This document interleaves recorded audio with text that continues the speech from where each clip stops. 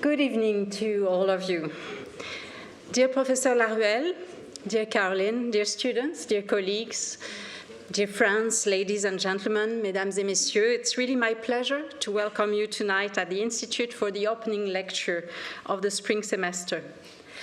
I had written a few words of introduction at the end of last week. And in the meantime, as we now know, the world changed again, and our attention is being pulled towards yet another development. Let me say here that I'm very preoccupied by the rage and the epic fury that is being deployed in the Middle East, and that my thoughts go especially to all civilian populations in every single country that is affected. Yet I also believe that, now more than ever, we need to preserve spaces for deeper reflexivity on the world as it dysfunctions, and that tonight's lecture and the discussion to follow offer precisely such an opportunity. The title of tonight's lecture is Liberalism Still the Default? Illiberalism and Ideological Competition in the West, captures a question that has become increasingly central to the public debate and one that is undoubtedly on the minds of many of us tonight. For many across what we habitually call the West, with a lot of inverted commas, with all the limits of this term, the question strikes with particular force.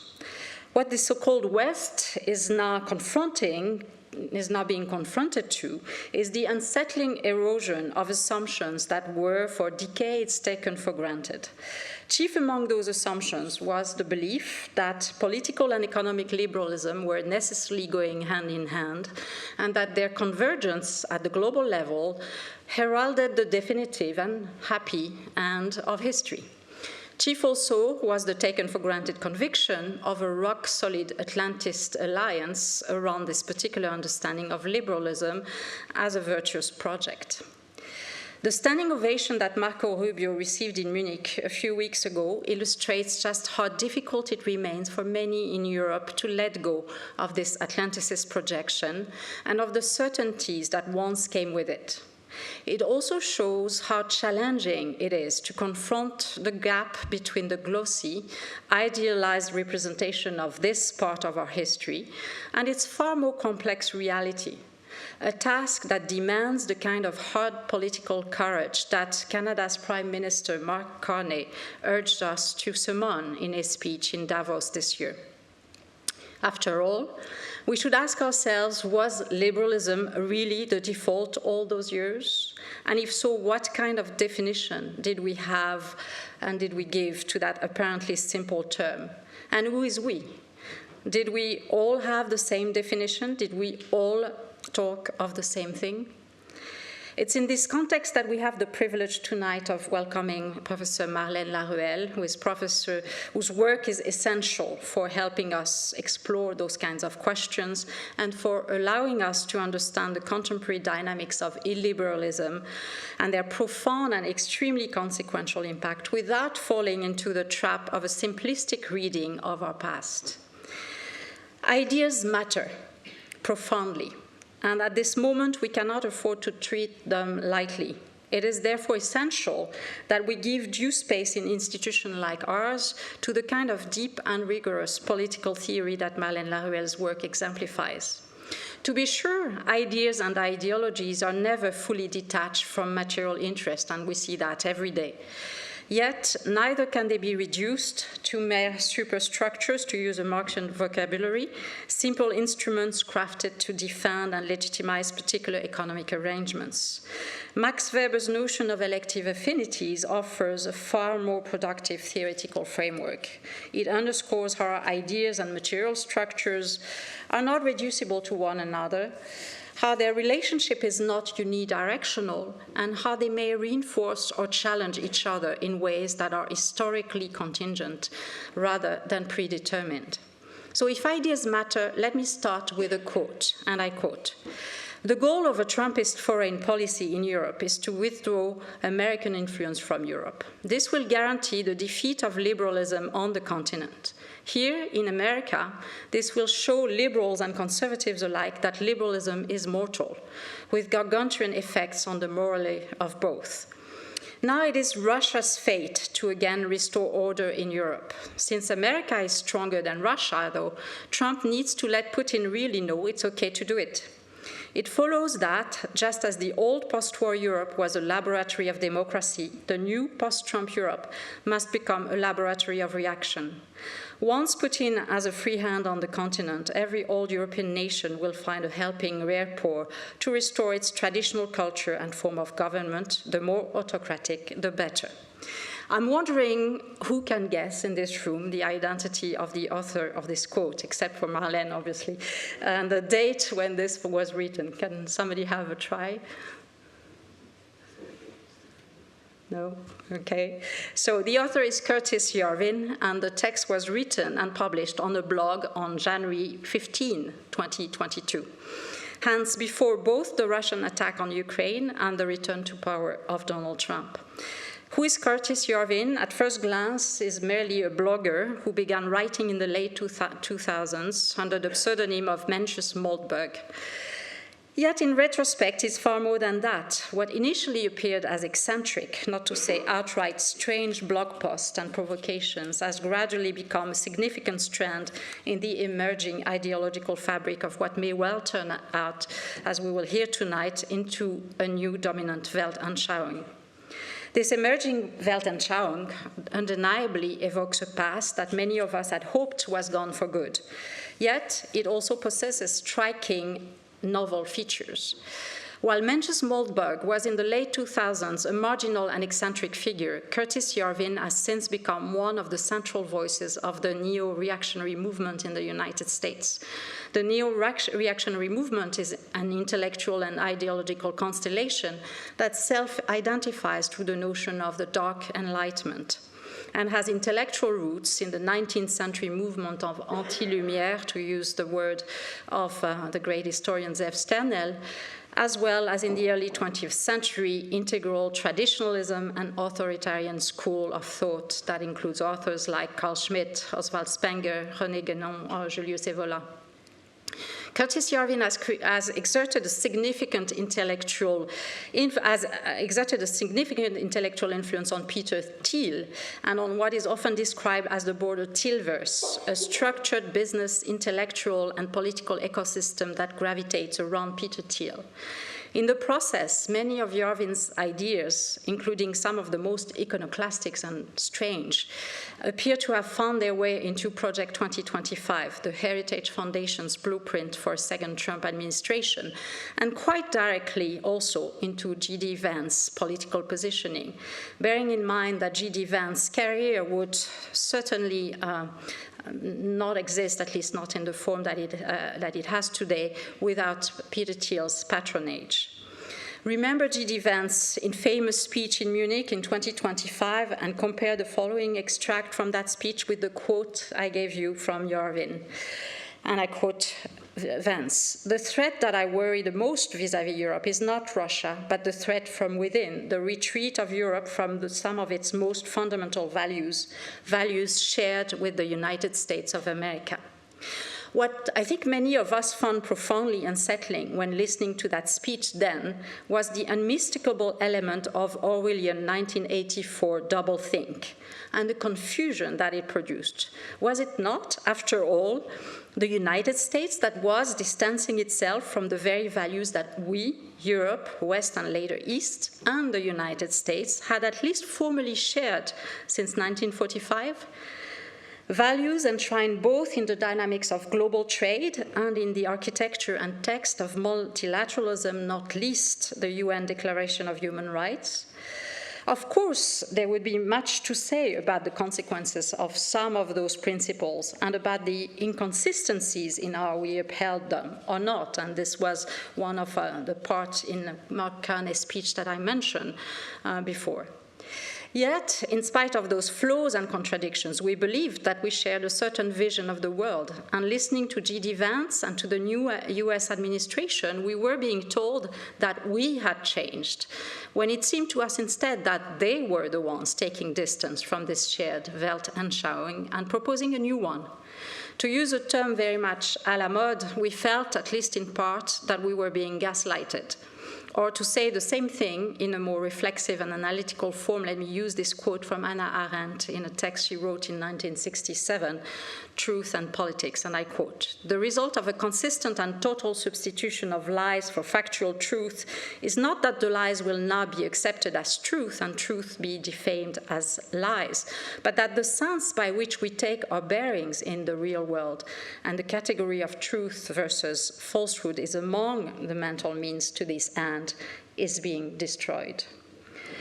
Hence, we find ourselves drawn into a mode of communication that is situated beyond truth, fact on the one hand, and lies on the other. And this is not happening only on the other side of the Atlantic. This is why science and the university are becoming almost everywhere the enemy.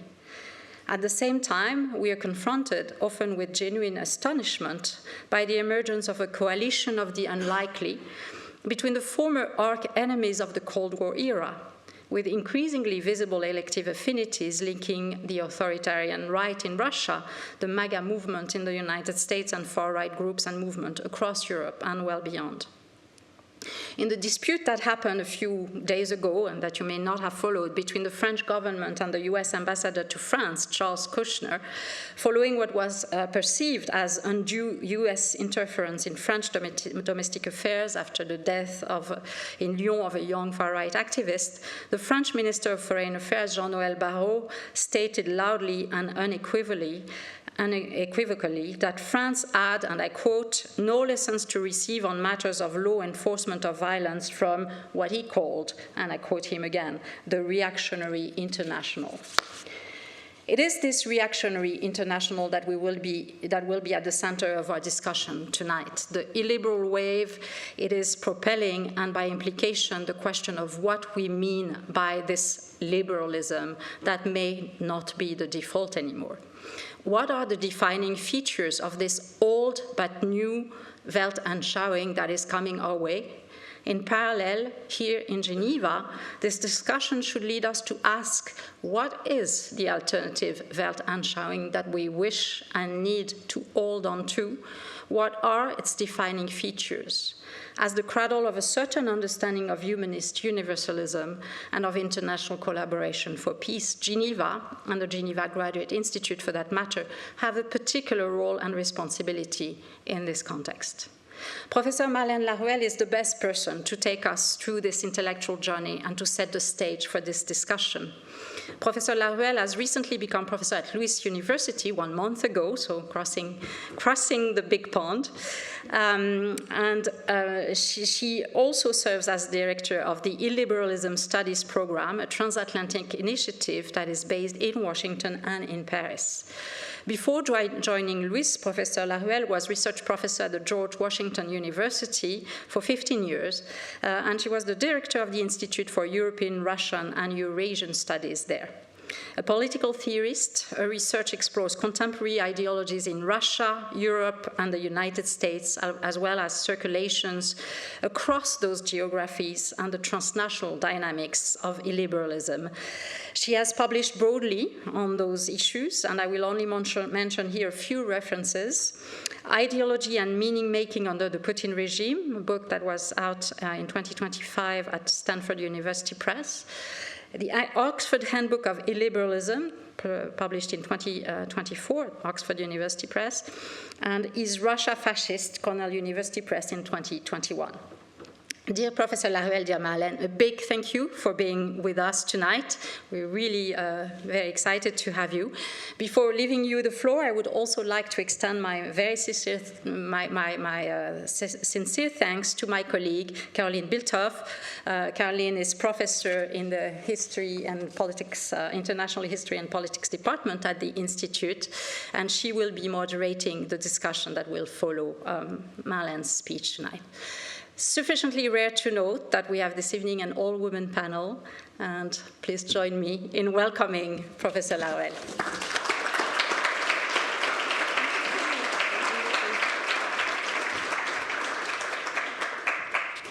Good evening, everyone. Thank you so much for this kind introduction, and thank you for already kind of setting the scene for me in what we will be discussing today. It's a great honor for me to be here at the Geneva Graduate Institute.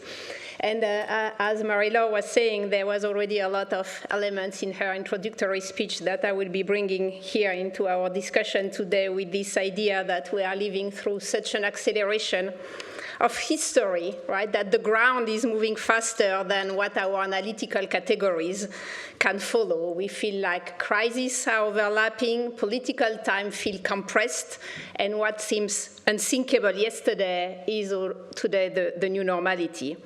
And that produces a feeling of confusionism, not because the world is more complex, but because the interpretative grids we have, and which have helped us reading politics for decades, seems not to be working anymore.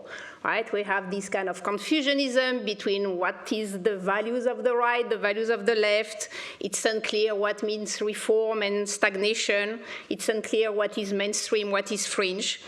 And that new normality, we have to make sense of it, because that will be here for very long. So there is no return point, no coming back. We have to understand what has been happening, and several of the elements we will be launching in our discussion will hopefully help us. As Marie-Laure was saying, the political and institutional liberalism that was seen for very long as a kind of normative system by default has stopped functioning and stopped being seen as the unquestioned horizon of political life in Western democracies. And I will be focusing on the West here. Of course, if we would look at things from the global South, we would have different perspectives. There have always been political competition in the West, but there was still a kind of broad liberal consensus. We could disagree on policy, but we were more or less all accepting the legitimacy of liberal democracy norms, pluralism, and the idea that progress was both possible and desirable. I think today this taken for granted cultural and normative hegemony is eroding, and what we are seeing is not a passing crisis or a series of political accidents. And I think until Trump re-election, we were continuing thinking it was a just unlucky series of political accidents. It's not. It's a very deep transformation in the normative foundation of our contemporary societies. So the question is not to understand why are illiberals or far-right winning election and answering with the classic answer, like it's the revival of fascism, it's just a collection of, racist or nationalist, or it's people who are brainwashed by Russian propaganda or by Trump and Elon Musk social media, but to understand why what we thought was obvious, that is political liberalism, lost its ability to define the common sense. And to do that, I will address three things. First, I will very briefly clarify the concept we are using, because they are part of the kind of semantic blurriness we are living in. Then I will examine the kind of structural condition that I think explain why liberalism is no more playing its role of being the kind of cultural political hegemony, and what is coming with this illiberal or post-liberal answer, and how we can think of it through the notion of political imaginary. So first point on clarifying the terminology, and I promise I will be very short on the kind of conceptual part, but I think it's still important to try to disentangle the way we want to think about the terminology, because when we say liberalism, there is it's not one single stable thing, right? It can be a philosophical tradition, it can be an institutional reality, it can be an historically contingent set of governmental practices. In political theory, liberalism is associated with pluralism, individual right, check and balances. But in lived politics, the way we are experienced, what is presented, told as a liberal democratic system, liberalism is also associated with technocracy, preference for depolitization, and accommodation with neoliberal globalization. And that gap between the political theory of liberalism and the lived practices that we have is one of the key issues. Illiberalism, on the other side, it's not just about becoming authoritarian or being the opposite of liberalism or being a kind of mainstreamization of the far right. I think it's better to realize that it's another political alternative set of vision of the world and political offer. And I propose here a definition that I think is try to be neutral in judging what the illiberal political offer is in its relationship to liberalism. Illiberals tell us that executive power matter and majoritarianism matter against minority and check and balances, independence of justice. They tell us that the nation-state sovereignty should be back and is more important than supranational constraint and institution. They tell us that the universalism, the so-called liberal international order, was largely hypocritical and that we should go back to a foreign policy that is much more realist, transactionalist, and which believe in civilizational entities. They tell us that the nation should have some form of cultural homogeneity, one way or another, in a radical way or in a moderate way. And they tell us that they want to preserve what they see as traditional or conservative values against what they identified as progressivism, bringing relativism and nihilisms. If you take these kind of 5 criteria, you can see that the kind of illiberal waves we are observing everywhere in the West fit under that definition in very radical or more moderate definition, and each time combined differently depending on the country. And then we have this notion that has been arriving more and more on the academic and media scene since Trump re-election, which is post-liberalism. We often say that we are in a kind of post-liberal international order. And if you think of that, it's a very complicated term also, because post, the prefix post, can miss just the chronology. And in that case, it's not that we are post-liberal in the sense liberalism is dead. We are post-cultural hegemony of liberalism. So that's one definition. In that case, it's just a chronological thing. But you have another definition of post-liberalism, which is a family of projects that have been arguing since already at least the 90s that liberal neutrality is illusory, that liberalism is dissolving social bonds into individual preferences, that politics need to revive the common goods, intermediary institution, and collective restraints.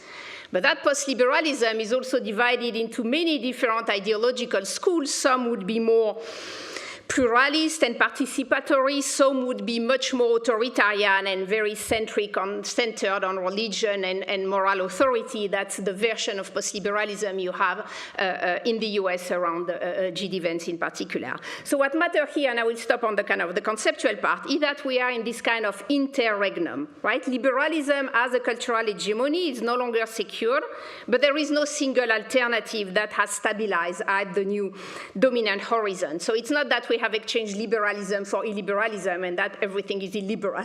Now, it's much more complicated than that. I think now what we see, it's ideological competition between different visions of the social order and this kind of multi-layered reality. Some element of the liberal international order can still exist, but they have to function in an international world where you have non-liberal or illiberal option emerging.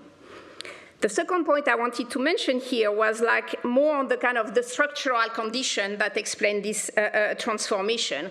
Because here, the majority of the narrative that we see, especially in the public space, is always leader-centric.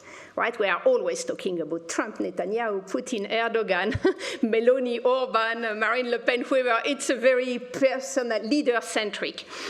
And of course, focusing on leaders obscure the deeper transformation that have reshaped the social base of our democracy. And I think research has been, a lot of scholarship has been looking at that, but the narrative is still very much leader-centric.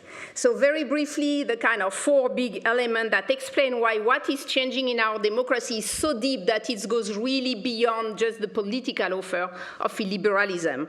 Well, we have rising social economic inequality, the full transformation of professional identities.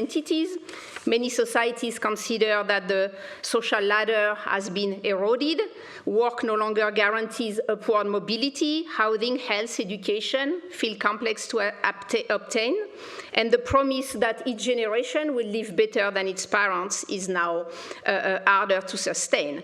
So while at the moment where democracy can no longer deliver a credible narrative of improvement, then people become more open to political projects that will promise protection, restoration, and sovereignty. So I think the social economic aspect is a key one. Then we have, in parallel of that, the hollowing of democracy through technocratic governance.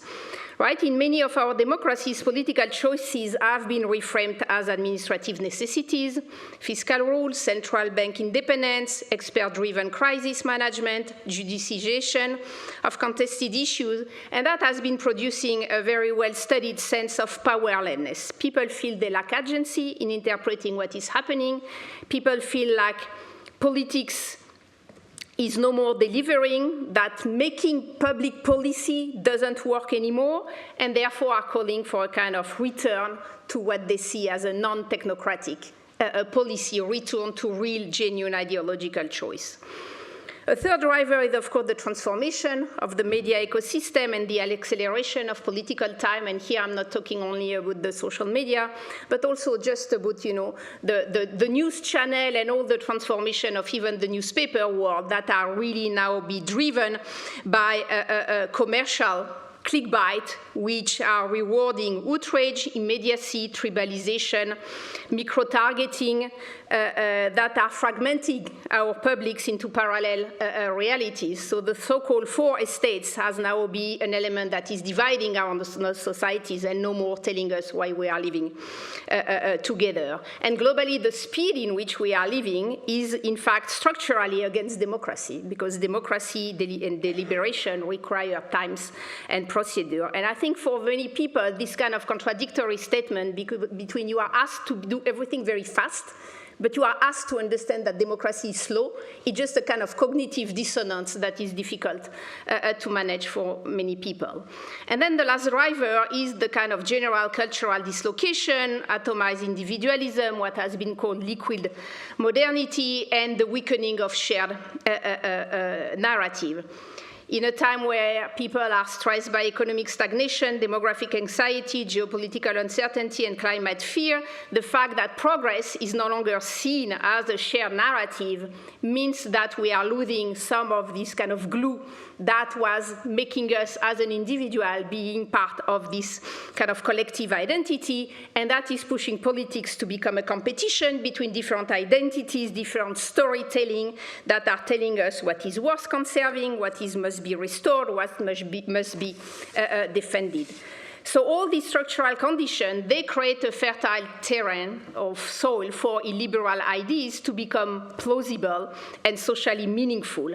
And that takes us to the demand side, which for me is really important. As I was telling you, I think we are too much focused on the leader level, the kind of politics institution. We have to understand the grassroots demand. There is a grassroots demand for non-liberal or illiberal solution.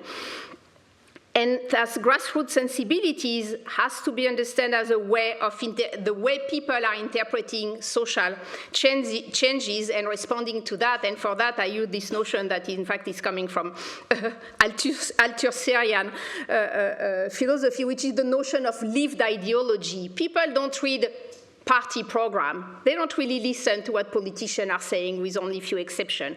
But they feel they know through their everyday life what is the ideology in the world they are living and which one they would like to live, right? So it's this kind of lived experience that I think is telling us a lot. And you see that when you look at surveys done in Europe or in the US, a central dimension of this illiberal demand is a search for authority. It doesn't mean that people want dictatorship.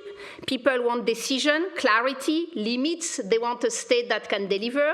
And they feel that if the state would be less liberal in the traditional political sense, the state would be able to deliver. So what they want is a better democracy through a stronger executive authority. They want to do what we call disciplining democracy. You have a minority in that public opinion that doesn't want authority for improving democracy, that genuinely think that authoritarianism is the only solution, but I would say that is still a minority. The big push is for making democracy more efficient by making it less liberal institutionally.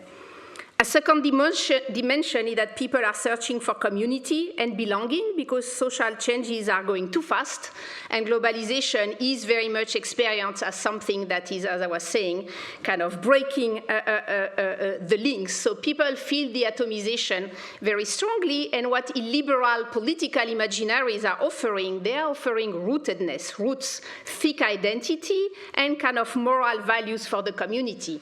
You can say that the leftist political options are also offering other way of thinking about the community and what makes us living together, and also offering some type of thick option. But in the current political context, it's more the right-wing option that seems to be gathering more success, and people won't answer for big question. And I think that's one of the problems, that liberalism has been so much technocratic and legalized that it's not answering big question, and people need big question because we are at the time where things are changing so fast that we need to kind of recenter on what makes us living together. And then the last dimension is the search for meaning, and I think we see that very vividly with new form of religiosity, but also alternative lifestyle, conspiracy thinking. And for me, it's really important to interpret this huge rise of conspiracy thinking, not as a kind of crazy, irrationality by brainwashed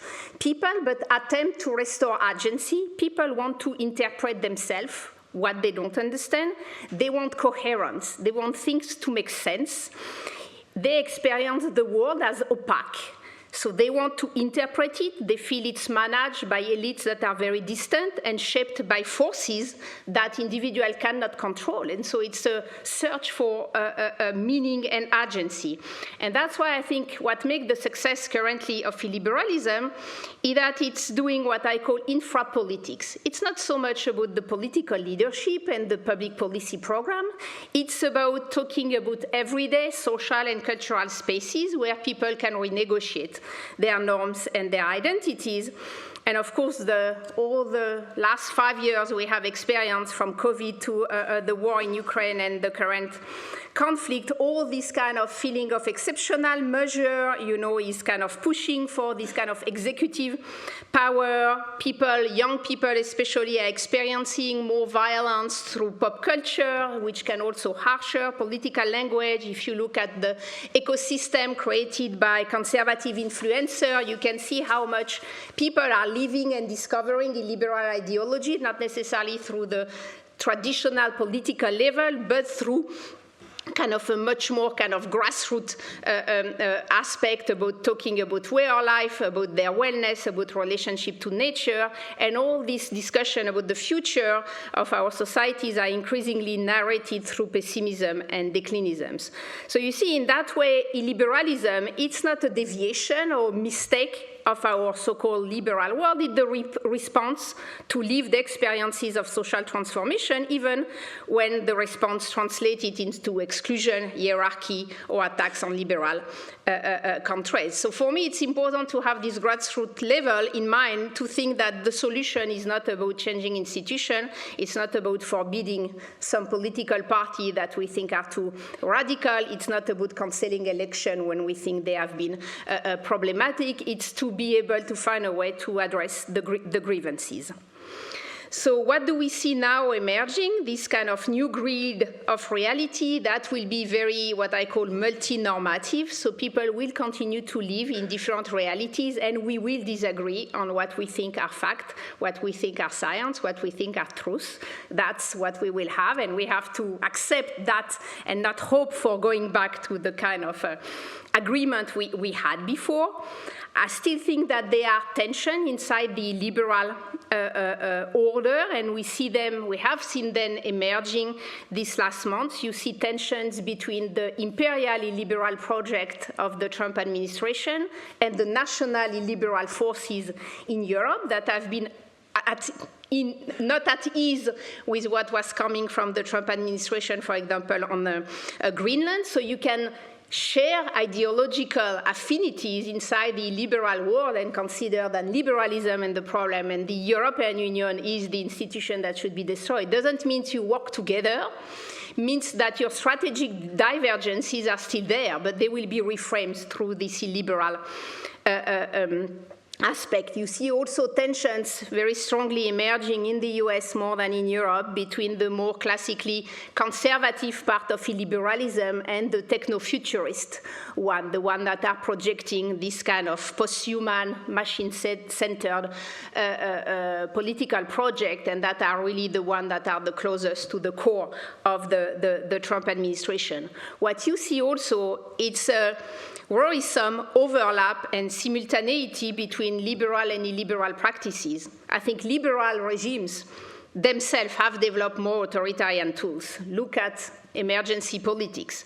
Look at executive centralization writhing all over Europe, including in government that are still linked to the liberal tradition, judicialization, moralization of policy dispute. Look at what has been Emmanuel Macron policy domestically. He presents himself as a very strong liberal figure fighting against illiberalism. By many of his everyday practices, he has been shifting the liberal tradition toward some practices that would fit part of the toolkit of illiberal governance. And I say that just to say that things have been blurry, right? It's not a binary. It's a gradual deviation from what we imagine were the liberal norms. We see it also with violation of human rights for migrants, for example. A lot of our liberal leaders would still say there are so many tensions now in the society that, yeah, on some issue, we are no more following human rights just because, if the public opinion doesn't want it, then we have to follow that. So I think these tensions are there, and we need to look at the rise of the liberals the same time we look at the difficulties of the liberals to stay loyal to what they consider is their own project. So very briefly, to conclude, what does that leave us? So there are several ways to try to frame it. The first one, and that the kind of optimist one, is to think liberalism can and will reform. And that has been a tradition of liberalism, of always presenting itself as the only political ideology that had the capacity to reform itself. I think it's a pretty kind of strong claim. If you would look at Chinese communism, you would say they have been able to reform themselves pretty well over the last decade, so they are not the only one to have adaptive capacity. So can we imagine a liberalism that would recognize its contradiction, rethink its relationship to technocracy, rebuild common goods, reconstruct democratic legitimacy? Well, that looks good on the paper. Unfortunately, I think, and that's my kind of pessimist nature, I think we are still far away from that. And I see three elements that tell us it's still not there. The first one is that you would need liberal forces and liberal intellectuals to recognize that the other side cannot be only described as being fascist, racist, or brainwashed, but to recognize you have genuine ideological competition. You are no more the normative by default ideology. You will have to fight to demonstrate that, yes, liberalism is the best option. Go into the ideological arena and fight for your ideas. So I think that's the first kind of shift that has to be done. Then I think liberalism needs to rethink its relationship with neoliberalism, because that is the key element that is pushing, at least on the social economic aspect, the society out of believing in liberalism. When you look at the current AI deregulation in EU and the backlash on climate change, you may have doubts that in the moment of very intense geopolitical competition, the EU structure and the national government will be able to move away from continuing siding with a neoliberal vision of the world, and you need a new political imagination. And I don't think liberalism has it. I think liberalism has no political imagination except saying that they have been the best historically, therefore we should continue believing them. But that's not a political program. You need to make a political offer. The far right is making a political offer. The far left is making a political offer. Liberalism has to reinvent what it means to be a liberal and what we want to see the world in 50 years for our kids. What does that mean, the liberal political imagination? The second option would be to see a kind of reconfiguration where liberalism survives institutionally but become more fragmented, defensive, more procedural, what we call militant democracy, policing its boundaries, policing more and more political correctness, and risking further legitimacy loss. And I think we have seen that trend globally with the tension about, like, should we be forbidding some political party like AfD? Should we be cancelling election when we have a trace of Russian interference. I think that militant democracy or militant liberalism is one of the options possible. I think it's a risky one because it's one where there will be the clash with the liberals, and the kind of liberalism will be embracing more and more illiberal feature by many aspects. And then there is the third landscape, which is probably the one that seems the most obvious now, which is this kind of multi-epistemic, multi-normative world in which there is no single framework enjoying hegemony. Democracy is about ideological competition, a pretty abrupt one. Some countries will make it through. They will have illiberal parties in their government, in power. They will still go through it. I mean, look at Giorgia Meloni in Italy. She's stretching the limits of what the liberal democracy can do. She's still not dramatically transforming Italy, at least so far. So some pays will have that phase and go through. Some pays will not make it. Some countries will have an illiberal leader that will stay in power very long and will dramatically change the institution. Think kind of Viktor Orban strategy, where then it's very difficult to have them losing the election. So some will go through it, some will have difficulties, but this kind of permanent alternance between liberalism and illiberalism will be the new norms, and we probably will see it in Poland with the next election, where the peace will probably, or at least looks like it could be coming back in power. So the key invitation I had in this lecture, and I will stop here, was that we stop thinking stop thinking of liberalism as the obvious normality and illiberalism as a kind of anomaly, and instead realize that, well, you have legitimate competition, like it or not like it, it's there. And so it's much more interesting for liberalism to accept the ideological competition and to fight with it than to refuse it. And for that, what we have to recognize that illiberalism is offering a set of political imaginaries that are responding to real experiences of inequality, dislocation, and powerlessness, even when the solution they are offering are exclusionary and anti-pluralist. So if liberal democracy has to survive, it will have to stop thinking it's the only legitimate game in town and have to rebuild its capacity to persuade, to protect, and to offer a future that feels meaningful again. And therefore, I think one of the key aspects of that is for liberalism to be able to reinvent some form of political imagination. On that happy, hopefully, notes, I will stop here. I thank you very much for your attention.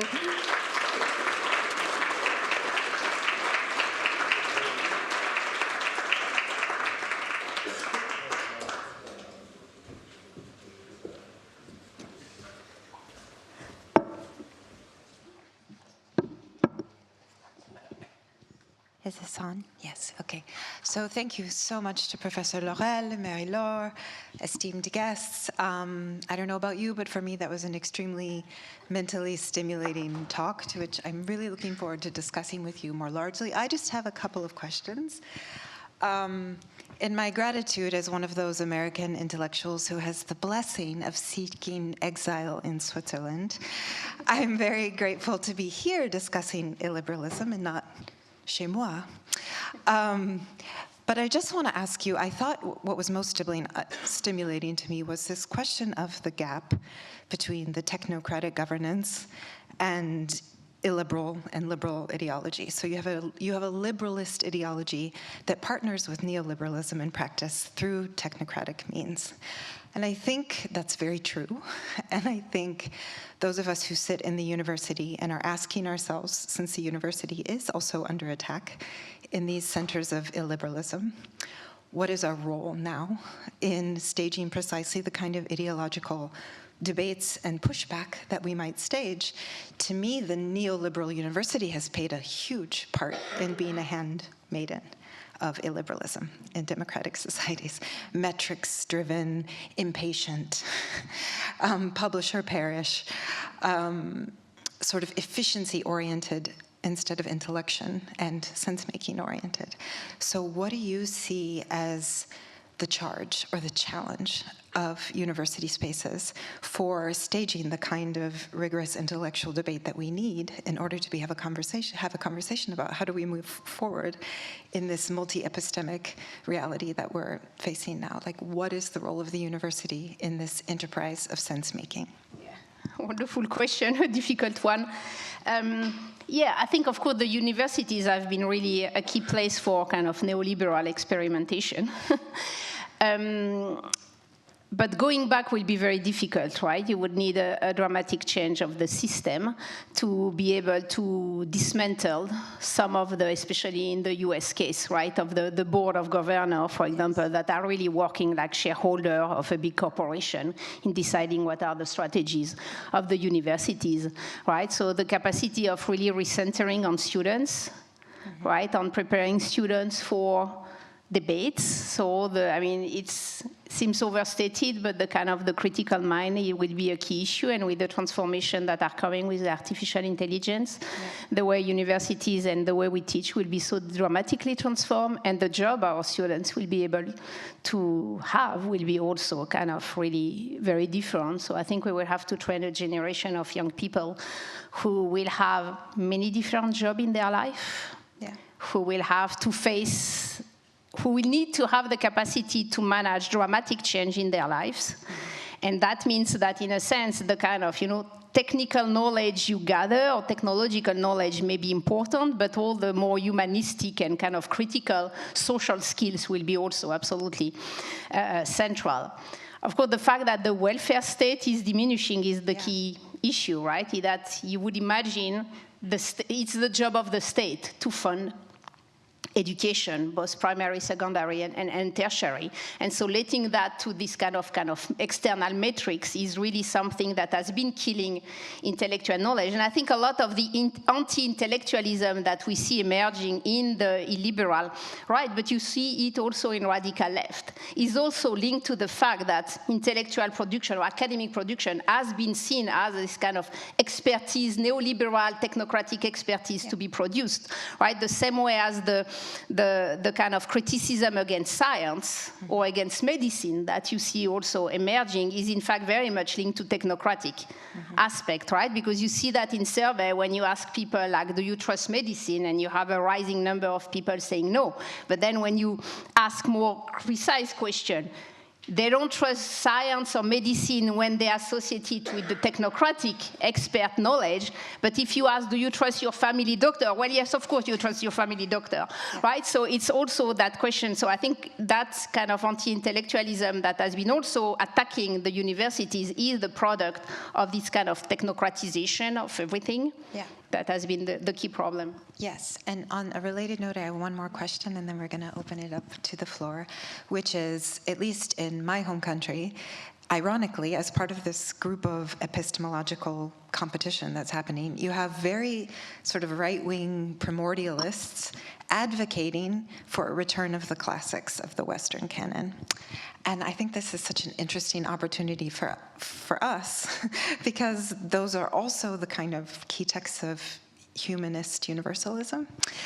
And so I wondered if you think, what role does kind of classical education, is it a sneaky way to sort of make a Trojan horse inside of these movements and kind of allow this momentum, which not in a defensive, Eurocentric, or kind of white nationalist way, but that indeed there may be some compromise around certain key texts or ideas that would allow us to forge a kind of conversation about slowness, about anti-efficiencies, about intellection as a starting place or as a common ground? Is that? Yeah, absolutely. What you are mentioning, I don't know how much the European audience is known that, but that's true that the big push you have in the US about conservative universities that have been rising since Trump is back in power, and were already rising before, have been the push for what they call the kind of classic humanities. So they call that as Western civilization, which already give you the kind of ideological direction, but also the tradition of what they call the great books. So reading the classics of humanities, which is something that has disappeared from the so-called liberal universities largely over the years. And so I think there is something that is interesting, and I think that's the point. That's precisely the point, is to recognize, when the conservative forces are pointing on something that indeed, I think, is an issue, why the classic humanities have disappeared, right? Why only conservative universities would be offering Greek and Latin, and no more the so-called liberal university, just because we have to deal, you know, with the world as it is, or we want to teach only post-colonial theory. Well, teach Greek and Latin and post-colonial theories, right? Teach Western civilization and post-colonial theories. Yes. So I think there is something clearly to learn, and I think it's even more than that. I think that if the artificial intelligence transformation is as deep as we are told it will be, right? I think the line of divide ideologically will be reshaped between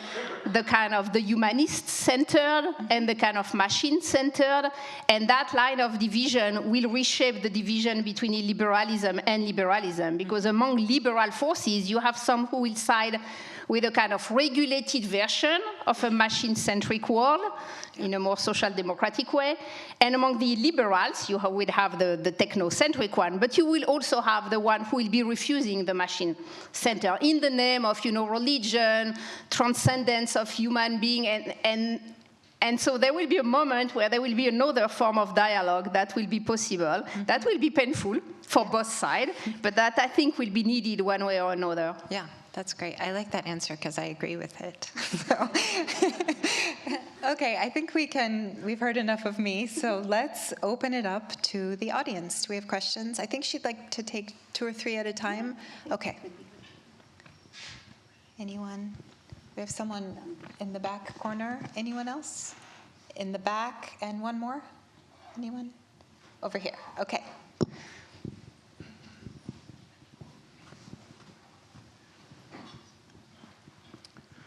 Thank you very much. By looking at the title of presentation, I incorrectly assume that you would be talking about maybe far left rather than far right, talking about ideological competition to liberalism from the left side, the critics of capitalism, the wokism, which we see a lot in the universities. You mentioned China a little bit, and also people thinking more about non-liberal alternatives being sometimes planned economy with financial crises and all this stuff. Could you please expand a little bit on this part? Because so far it was mostly post-liberalism. Thank you very much.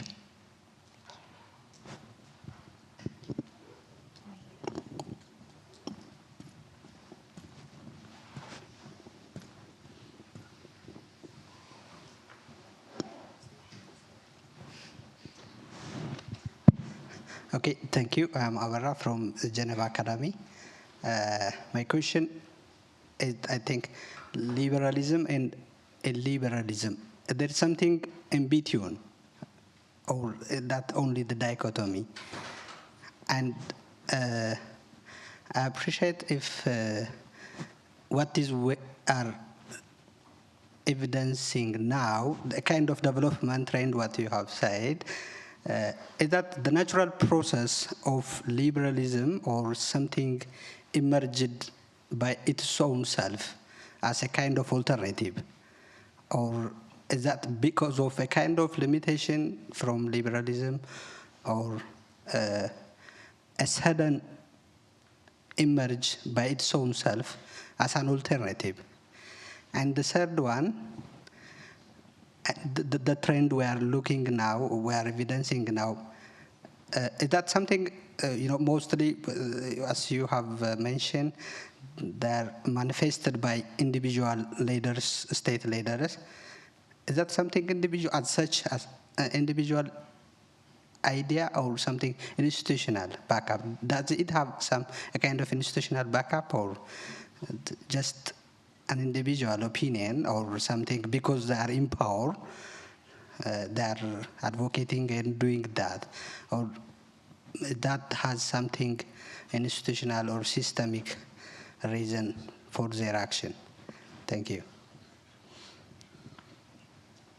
And then we have one more. Do you want to start answering those, actually? Yeah. She'll go ahead and start, and then you can move towards the third question. Thank you so much for both questions. So, I mean, challenges to liberalism, I was mentioning some of them in the global north. Of course, if you would look global south, you would have a really larger spectrum of rethinking what liberalism is, because for the global south, the experience of liberalism has been mostly done through colonialism or neo-colonialism. So the perspective is largely different. And indeed, you have a more kind of state-centric feeling that development and prosperity can still arrive by the state. Doesn't mean necessarily by a kind of centralized economy, can be a kind of mixed bag of capitalist and centralized economy in the Chinese model. But if you look at the Emirates, for example, it's another model where the state is also very kind of strongly pushing for modernization, some form of modernization and developmentalisms, right? That is also a way to answer to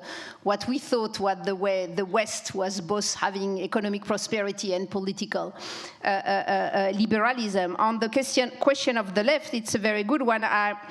Depending how you want to define illiberalism, right? If you have the definition of illiberalism as I have it, if you have the question of homogeneity of the nation, like not being very open to welcomers, to multiculturalism, and you have conservative values, that usually these two criteria would exclude the kind of the leftist answer.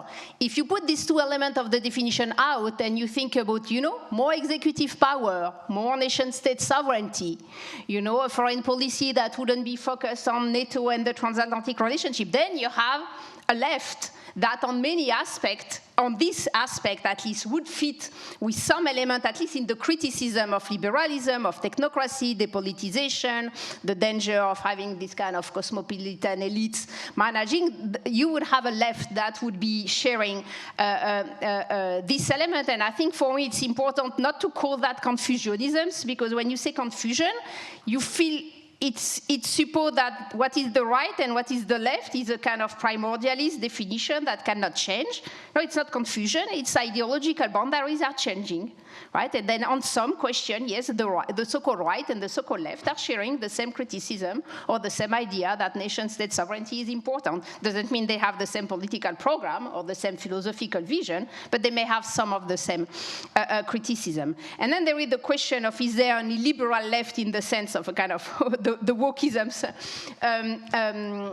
question. And you see here it's really dependent. It's interesting because in fact the scholarship has been very shy on discussing that, which also is telling a lot about the fact that the majority of academia is, by tradition, I would say, on a much more leftist position than the average citizen, and therefore are looking at illiberalism from the right, not what they would or could define as illiberalism for the left. What is seen as a contradiction, this idea that wokeism would be some form of illiberalism. So the argument would be to say, in fact, it's pushing the limits of what is liberalism further away in terms of, liberating the individual from any kind of symbolic pressure. The counter argument that I think is also a legitimate argument would be like, well, you still need to accept to have a plurality of opinion presented, right? And so it's all the question of cancel culture, which was really very present in the US. Like, okay, can you cancel the one you don't like speaking publicly? Well, probably in that case, no, because political liberalism is about accepting the diversity of opinion even when it's painful. Right? So I think that there have been interesting debates on how to interpret that kind of the radical identitarian left and the push for that. You also have, and it's very typical to the US, the debates about the critical race theory as being seen as illiberal. So it means no more pushing for individual emancipation, which is seen as a tradition of liberalism, but as a kind of collective emancipation where the individual cannot emancipate from his own race, right? So, and you have this kind of paradox in the American left that transgenderism is very much welcome, but you cannot do trans race. So you are free to choose your gender, but you are never free to choose your race, right? So that's this kind of contradiction, but they are very kind of specific to the American debate. On the second question, I don't think there is any dichotomy or kind of clear binary between liberalism and illiberalism. I think there is illiberalism is a gradual deviation from the liberal norm that you see happening, including in regimes that say they are liberal democrats, just because the way of governing has become too complex to function with the kind of abstract liberal philosophical tradition applied to the reality of a neoliberal technocratic system where big corporations don't have any democratic accountability and so on. So I think that's the key question. And yes, the material aspect I think is very important to realize. And I think in the case of Donald Trump, to go back to your discussion, I mean, you had this MAGA base, right, that is really a populist base, a kind of blue-collar, working-class reindustrialization base that was hoping to get something from electing Trump. What they got, it's mostly the big tech corporation reigning, right, and kind of creating more and more kind of jobless people in the country. So you have this material aspect that are very important. You also have illiberal leaders who would all have practices that would be about corruption, nepotism, kleptocracy. I'm not saying that liberals don't have that. I'm just saying that in the liberal system, it's look more accepted because the kind of check and balances don't apply the same way. So you have a lot of institutional transformation that are there helping the illiberal set of values to get anchored into the institutional reality of our societies. Thank you.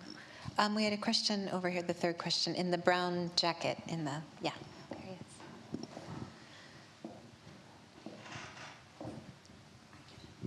Thanks. I'm curious about the role of technology. You spoke about AI.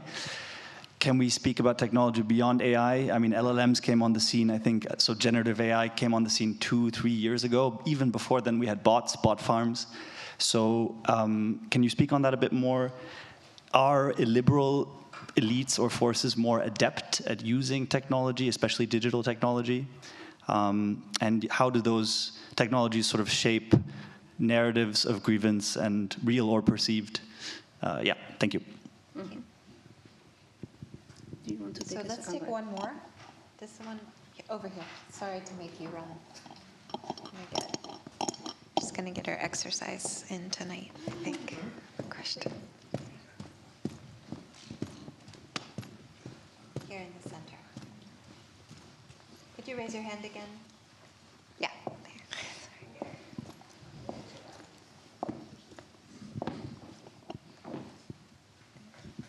Thank you. Sorry for that. My name is Mark Carlin. On this notion of ideological competition between liberalism and illiberalism, what, if any, is the role of social democracy?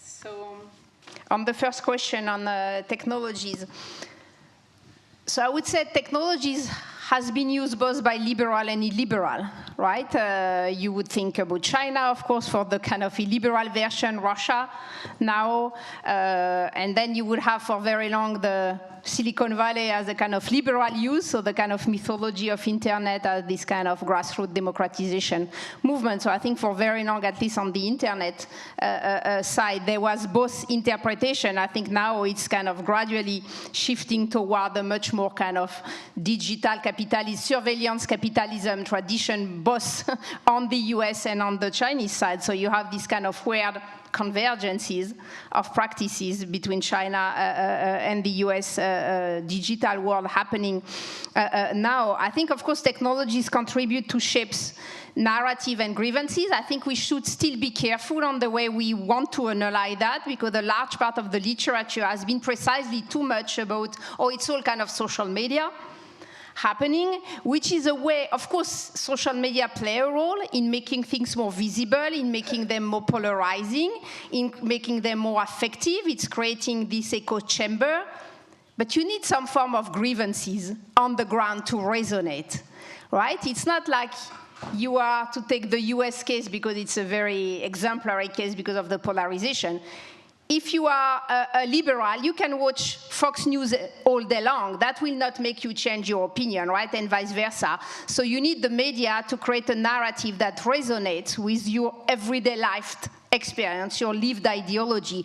And then once your lived ideology and the media you are consuming match, which is the case for all of us. We usually watch the media that are confirming what we think, not the one that create cognitive dissonance, right? So then it's radicalized your own vision because it's putting all the pieces of your vision all together and it's giving them sense.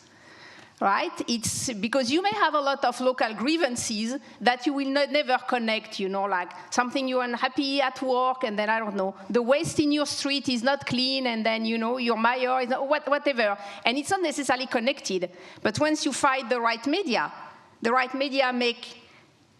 put the glue that will put your grievances into a kind of storytelling that hide an ideological background. And I think that's what is happening now, and the conspiracy theory is giving also this kind of unity, holistic interpretation. So I think technology matters and media matters only if you also look at the kind of the grassroots grievances that are kind of genuine, but maybe politically framed in a different way depending on the media. And then globally, other kind of technologies, I think, have been a big role depending if you want to kind of read that with the kind of you know, Marxist or Marxian or post-Marxian kind of interpretation that, you know, big technology and authoritarian capitalism have a long tradition or going together one way or another. Then, of course, what is happening now looks just like a next step in the continuation of a trajectory that was existing. If you are more, and that will make me the shift to the social democratic tradition, if you are not sharing necessarily that vision and you think that technology can still meet the need of kind of a democracy and that big corporation can be on one way or another regulated, then you are more on the kind of more social democratic aspect. I think what has been happening with social democracy is that it has become very difficult for people to believe in it, to believe that it can change.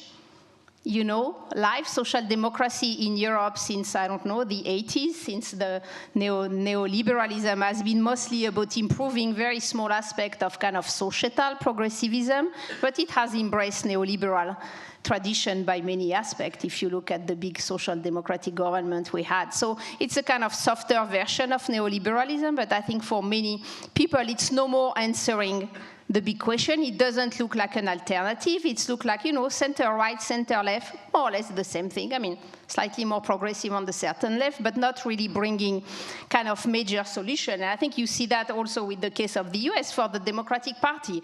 I mean, it's impossible for them, for the moment, if you put aside case of like Mamdani in New York, which is a more radical left for the US context at least, but the classic Democratic Party is unable to come up with some kind of narrative that would be something else than just Trump is a dangerous guy and we are the best normative by default system. And so there is a whole process of kind of reinventing it's kind of social democratic liberalism, which is happening currently in the US. You have this movement called abundance liberalism, right, where they try to rethink in, I mean, when you come from Europe, it looks very like, you know, Sweden from the 70s, you know, kind of traditional social democracy, but for the US, it looks really like super revolutionary way of presenting, you know, the kind of, you know, housing issues and kind of sharing, you know, recreating the welfare state and so on. So this initiative, they are beginning to be there, but are still very minimal to have social democracy looking at something that could function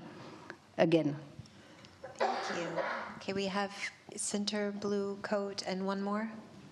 Is there? I'm not. Am I missing someone raising their hand? Someone here? Okay, so we'll start here. Thank you. Yeah, if you could just raise your hand and give our wonderful team some help in finding you. Thank you. Thank you very much for the great talk. Short question. What do you think an LLM would answer when you ask them the question, if you were an individual what type of society would you want to live in, an illiberal one or a liberal one? Spoiler alert, I just asked. Can you speculate on why the answer? Thank you. Okay, one more, I think. Could you raise your hand again, whoever had the... There was a link. Oh, it's behind you, sorry. Wait. Yes. Thank you. Thank you for the great talk. Do you believe that there could be a social awakening coming out of all these, imposing a new pattern in society, more adapted to nowadays realities? Thank you. So on the first question, where if you ask Grok, I don't think you would get the same answer as if you ask Claude, or maybe, so I don't know, did you ask Chat? I don't know what ChatGPT would have said. Probably that something about pluralism and diversity or is the key element for democracy, something very broad, but also presenting the nuances of both perspectives. You want to give us the answer? Surprisingly, the answer was in terms of the degrees of freedom basically have. But I'm more interested in why this answer and why does it differ from a lot of humans? I have my personal hypothesis for that, but I'm just wondering about your explanation. So why would almost savant LLM, go for the liberal version where a lot of humans don't?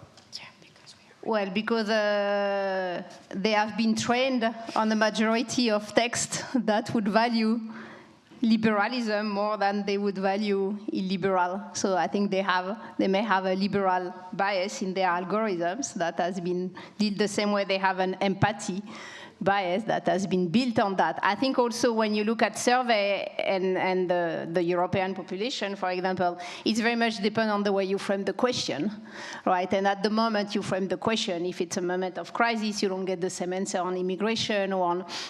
And very globally, when you ask people about what really matters for them, it's mostly social economic issues, right? And so everything related to identity will never arrive first, right? But at the moment of the vote, if the political offer has the kind of identity aspect, that would shift. So I think there is here, of course, a kind of an interesting back and forth between what is top-down in the political offer and what is bottom-up about the demands. But the societies are generally more about social economic issue than they would be about identity in their everyday life. But at the moment of the vote, that can be shifting.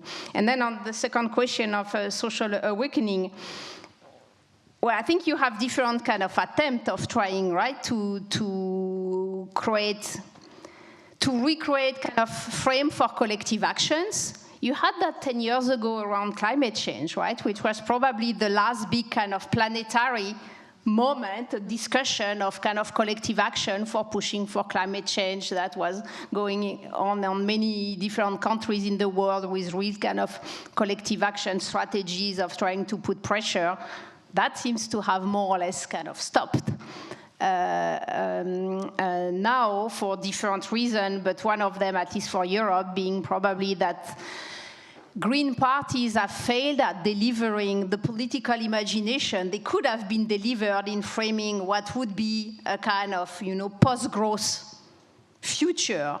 And that has been framed mostly in terms of eco-anxiety, and you don't get votes with eco-anxiety, right? You need to get votes with the kind of projecting a future that look attractive for you up to the point that you would agree to make, difficult financial or social economic changes now because you know that in 10 years or 20 years or for your kids, that would be a result. I think the left, and especially the green left, has missed the way to frame it and also doesn't necessarily have the capacity to reach out to audience, to speak. I mean, you have a lot of media constraint. If you look at, for example, the French media ecosystem now that is largely controlled by a big corporation and like Vincent Bolloré and so on, I mean, the capacity for collective framework and of leftist views to express are very limited. If you are not on the Mélenchon side, then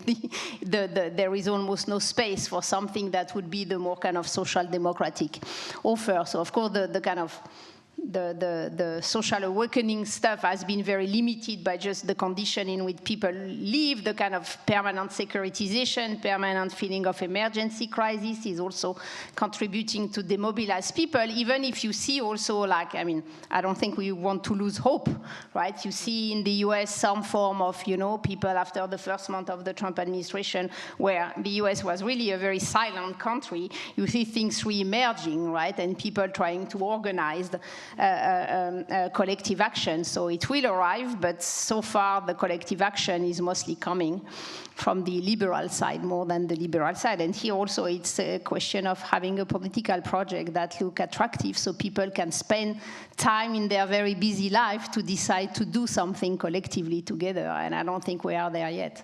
Mm-hmm. A few more questions? Anyone? We have one in the back. And, oh, one over here as well? Yes, okay, so we have two more.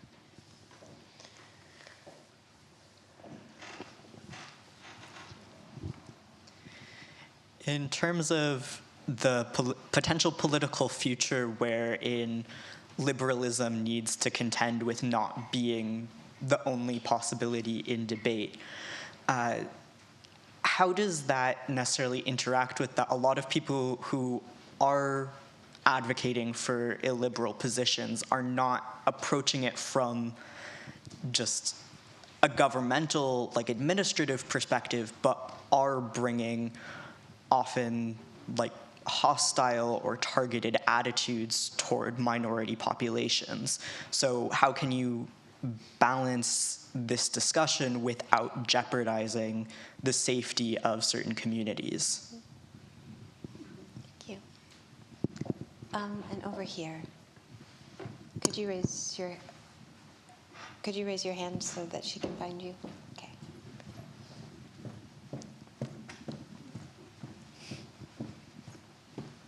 Thank you. Good evening, Director Scapler. Thank you so much for the very interesting discussion. I want to go back on the concept of capitalism and want to ask you whether we're not witnessing some kind of a Darwinistic dynamic of capitalism, where on one side we have market capitalism, who's trying to allocate resources to drive a deep transition, which actually some people have described as being AI, LLM, or let's say this new infrastructure which requires new energy, new data centers. And on the other side, what we call structural capitalism, where actually centralized planning enables you maybe to be more efficient to do that pivot. So do you think that maybe that could be a frame to look at what is happening actually in the current state? Thank you. Yeah, thank you. Great question. So on the first one, so you see, the first political party in Europe is abstention, right? So, and that's something that could be addressed if liberal parties would have a political offer that would look more attractive and not the repetition of what already exists. Right? So I think the way to discuss the role of abstention, and I say that because many people who don't vote historically in election may be motivated to vote for an illiberal offer when suddenly there is the kind of, you know, the right person at the right moment with the right media and the right crisis. So they are probably part of the population that is voting for a liberal party that could be received the other way around, right? People are voting in liberal parties because they don't feel heard. Well, make them feeling heard, and maybe some of them at least would go back, right? If you look at the rise of the classic far-right party, I mean, the people who are genuinely, like, ideologically, like, over the last 20 years, systematically voting for the most radical party and who really share, I don't know, very exclusionary, racist, you know, misogynistic, I mean, it would still be only like half at best of the voting share, right, of that population. The other half voting for an illiberal party are people who are unhappy, who are genuinely disenfranchised, who could be repoliticized in another way. So they are core of the population that could be shifted back if there was a political offer interesting.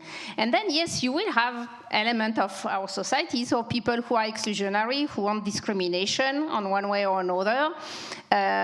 What do you do that? Well, you hope to have a judicial system that would still function, but more important, you hope that us as citizens in our everyday life are able to kind of contain that kind of issue, but I don't think you may hope, I mean,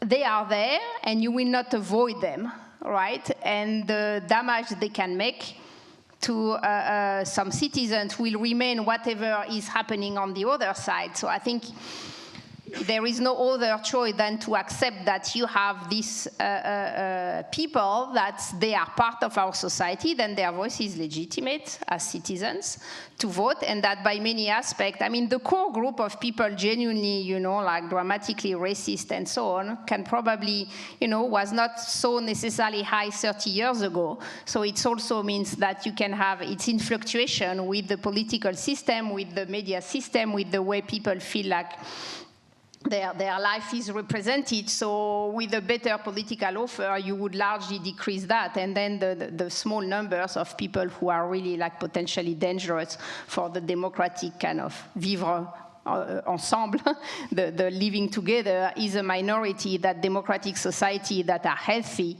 can deal with. Right, and I think that's the point. And I think part of the debate, it's also to stop having, and that's going back maybe to the wokeisms debate, stop thinking that democracy would mean that everybody feel in safe space. Well, no, democracy means you hope you are in safe space in the term of not facing physical violence, but you're not in safe space in terms of verbal violence, in terms of different views of the world. You will have people who would consider abortion is a crime and people who consider abortion is a right.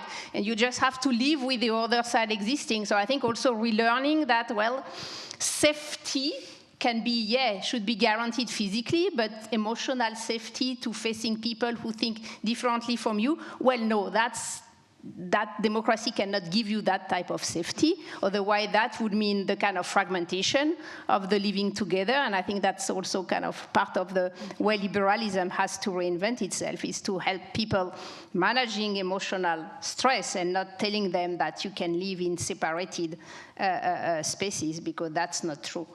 Yeah, and do you mind if I just follow up on that? Because I care about this question a lot. I mean, I think as educators, we have all the time to remind people, well, you can't arrest people for having discriminatory thoughts or attitudes, and you do have to cultivate some kind of tolerance in democratic life for people that are radically and nauseatingly different from you, right? That's part of the work of education, which I think is why social democracy is important, because it's supposed to fund those kinds of, tolerate those kinds of spaces, but yeah.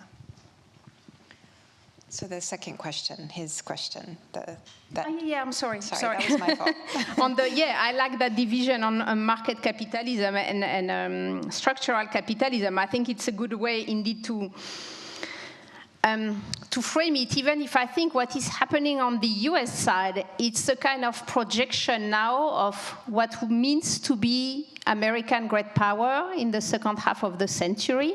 And it's all about becoming digitalized great power, right? And so it's also structural on many aspects. It's just projecting, and that's what is fascinating, is that we all talk a lot about the kind of, you know, the return of imperialism and kind of territorial conquest as one element of the Trump administration. But a lot of the actions of the current Trump administration are in fact about deterritorializing American power, digitalizing, dematerializing American power. So they are reinventing structural capitalism, but in a very different way. And on that, they will be, at a certain time, indeed clashing with the Chinese one. But I think, and that's, for me, it's really important to insist on that, because I think we tend so much, you know, to make fun of or be worried about the Trump administration and Trump himself declaration. But you have a real strategic project of rethinking what it will be to be a great power in 15 years. And we, the Europeans, will be living in a world built, the digital infrastructure we will live in will be built by Chinese and American, right? So I think But I like the kind of division, even if I think on many aspects, especially on the term of kind of privacy and kind of surveillance capitalism, I think the Silicon Valley project and the Chinese one are more converging than diverging now. And you see that also even among some of the so-called post-liberal thinkers in America that are openly mentioning the Chinese model of, having kind of social points being something that could be reimagined in a local US versions. Yeah. We have time for one more question, I think, about, yeah. Someone want to ask a final? We have someone here in the center. And then we'll let Professor Laurel say any closing thoughts that you have. Okay. Thank you very much. First, thank you very much for the speak. I asked my question as a bachelor student in international relations, so even still at the beginning of my academic career. You said before that as a student or as a future worker, you will have to be able to change the job all the time. So I would like to ask you, probably in which, I don't expect like the perfect answer, but what could be like skills or subjects that would help me or other young students in a future, probably a little bit less liberal world, more illiberal world. Probably it's Latin, I don't know. Thank you. Well, that's a good question. But I think some skills that we are very much focused on in the higher education, like, so you see, and that's going back to the discussion we had about like the universities always wanted, to help students to be on the job market, but the job market will be changing so fast that you may prepare people for a job that won't exist anymore in 5 years or in 10 years, right? So how do you help to create resilient new generation of young people who will be resilient to the changes, the technological changes that will be coming, also the climate change changes, the kind of huge crisis that could arrive, and I don't want to look like kind of, collapsologist or whatever, but I mean, the next 50 years will be probably turbulent by many aspects. So I think you want people to have social skills, capacity to reinvent themselves, being able to know what they like to do in life that is not the kind of purely, disciplinary choice like you are doing international relations, yeah, but